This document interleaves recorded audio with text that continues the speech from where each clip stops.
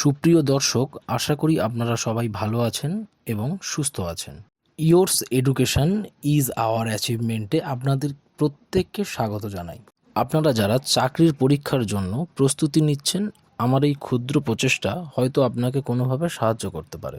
By the way, আপনাদের সাথে রয়েছি আমি সায়ন এবং শুরু করছি সুবিদ দাস স্যারের কম্পিটিটিভ ম্যাথামেটিক চ্যালেঞ্জার বইয়ের শতকরার অধ্যায়ের অঙ্ক। দেখুন, এখানে বলছে চিনির মূল্য 20% বাড়ল, খরচ অপরিবর্তিত রাখতে হলে দ্রব্যের ব্যবহার কত কমাতে হবে? তাহলে মনে করুন, যখন 20%, এই 20% বা 20% বৃদ্ধি পাইনি, তখন আমরা কত ব্যবহার করতাম? তখন আমরা ব্যবহার করতাম, মানে ব্যবহার করতাম 100। আর যখন কস্ট এই 20% বৃদ্ধি পেল, কার 20%?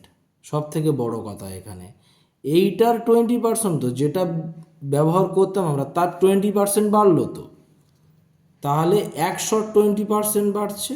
তাহলে 100 20% মানে আমরা সবাই জানি 100 20% মানে 20। আর কার থেকে বাড়ছে? এটার থেকে বাড়ছে, এটার থেকে। তাহলে 100 যোগ 20 মানে বলতে পারি আমরা 120 বেড়ে হলো, তাই না? এটার থেকে বেড়ে এটা 120 হলো। তো কতটা বাড়লো? তাহলে এইটা থেকে এইটা তো বিয়োগ করলে আমরা পেয়ে যাব 20 বাড়লো, ঠিক কিনা? দেখুন, এখানে একটা কথা উল্লেখ করেছে, কি বলছে, যে খরচ অপরিবর্তিত রাখতে হলে দ্রব্যের ব্যবহার কত কমাতে হবে। এখন আপনি মনে করুন, আপনার বাবা বলছেন যে যা খরচ আমি মাসে চিনির জন্য করতাম, আমি সেই একই খরচা দেব, তাতে আপনার চিনির ব্যবহার কমুক ভালো বাড়ুক ভালো আমি দেখব না। তাহলে আপনার কি করতে হবে? যদি চিনির মূল্য বেড়ে যায়, তাহলে আপনার ব্যবহারটাই কমাতে হবে। বাবা তো আর বেশি টাকা দেবে না বলেছে, তাই না? তাহলে আমার কতটা ব্যবহার কমাতে হবে সেটা তো আমরা জানি না, তবে সেই পুরনো টাকায় আমাদের সবটা মিটে যাবে। তাহলে আমরা কিভাবে জানবো যে আমাদের কতটা কম করতে হবে? বেড়েছিল কত? 20 বেড়েছিল, 100 থেকে 20 বেড়েছিল। এবার কমাতে হবে, তাহলে কার থেকে কমাবো? যে 120 হয়েছে তার থেকেই তো কমাবো, ঠিক কি না? কত শতাংশ কমাবো? তার জন্য একটা 100 গুণ করব। তাহলে যদি আমরা এখানে 0 0 কেটে দিই, 6 2 12, 5 2 10, তাহলে আমরা বলতে পারি না যেটা আসছে 100/6, ঠিক কি না? তাহলে 6 দিয়ে আমরা 100কে ভাঙব, তাহলে 6 16 96,